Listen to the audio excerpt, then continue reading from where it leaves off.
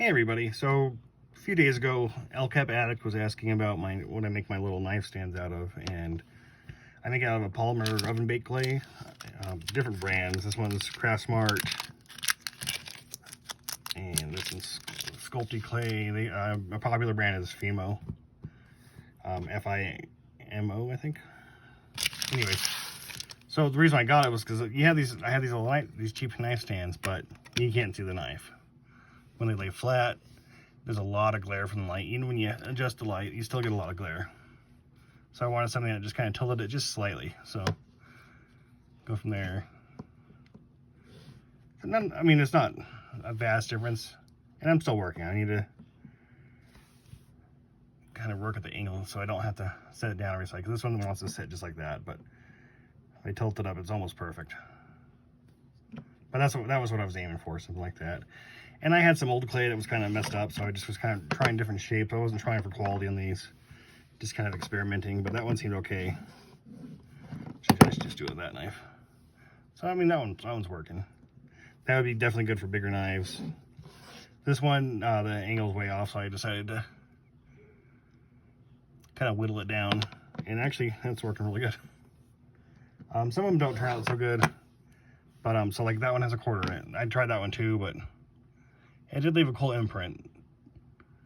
So that's something else I could do. But what I usually do it for is I make just weird sculptures with it. A little Texas Longhorn and a little bear fetish. And I don't always put quarters in them. I just thought it looked cool. And throw little designs on, you know. I got this at the dollar store. Just put some linseed oil on it. But a lot of people make beads out of them. I think I'd give that a try too. Only thing I don't like when I'm making beads about them is when you're rolling them, the hole gets kind of off center. So what I'm going to try and do is just make the beads and drill a hole through it. But it's really fun stuff. I'll just show you guys. Grab it all the way. And it's super easy. I've even done it in the air fryer, so I don't see any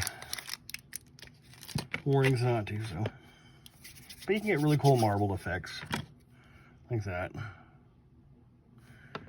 and then when you cut them up, it looks really cool too. I probably need more clay, but I like to mix up colors individually and then work them together. I just twist them up. I'll just do one piece right now.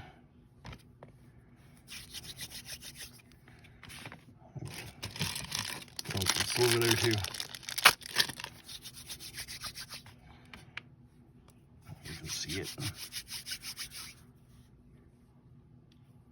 And when you rub it back and forth, it makes it nice and pliable and easy, so where you can turn it and it won't break.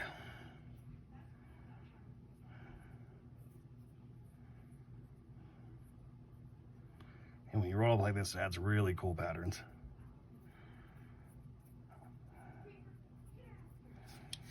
And I just roll it up and set that aside.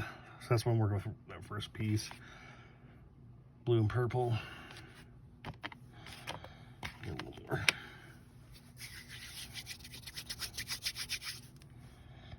And some brands, some colors, they're harder to get, and it does kind of dry up.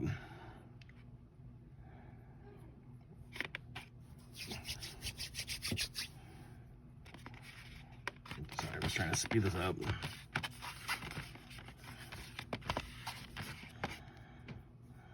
I'm just gonna do what random patterns.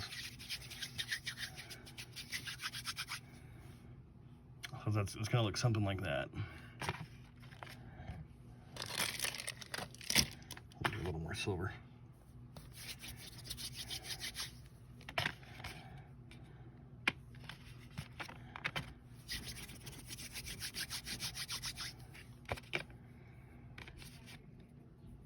And it's something easy to do. These cost anywhere between like $1 to $5, depending on what colors you get. There's some that glow in the dark, some that glow in a black light. But they look really cool. You don't have to do the swirly patterns, but that's what I like doing. And the cool thing is too, if you mess up, if you've mixed up the colors too much, you can just get something like this, kind of slice it in half and wrap it. So you'll still have this on the outside, so that looks kind of ugly.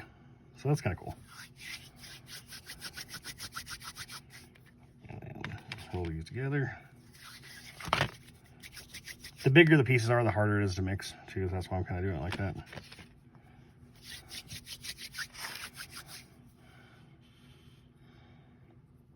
More twisting.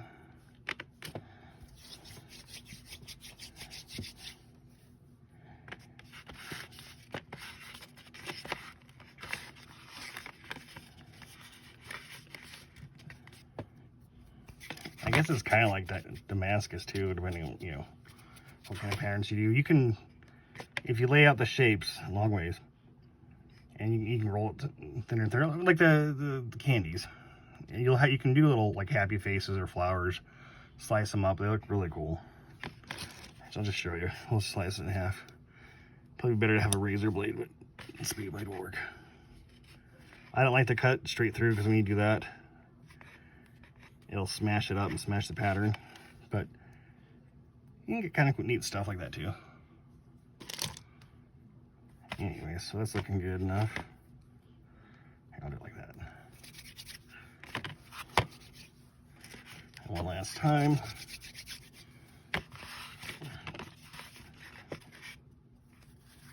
And I'll just make it into a nice ball. It'd probably be good to do to put on some gloves. It's kind of you get this greasy film on your hand. And it does get all over too. You can see the plate. Not all colors and not all brands. So anyways, and if you do gloves, you won't get fingerprints on there too. But I want these kind of textured, so I'm going to keep that on there. And I get something with our kind of a right angle. And just kind of guess how much I want to get it down. It'd probably be better like cool, but it would, I don't waste that knife. So that would probably work. Let's see on camera. Maybe I can do a little bit more down. And then one thing you can do too is if you have anything textured. If you have something textured like that, you can make let's try like that. You can roll it in there. Pill bottles have good lids. You can just roll them across like that and look good. There you go. Let's see how that works now. There. It's probably better for a smaller knife, but still that came out pretty good. Yeah, that's it. Thanks for watching. If you want to give this a try, it's called Polymer clay or oven baked clay. And that's it. Thanks for watching.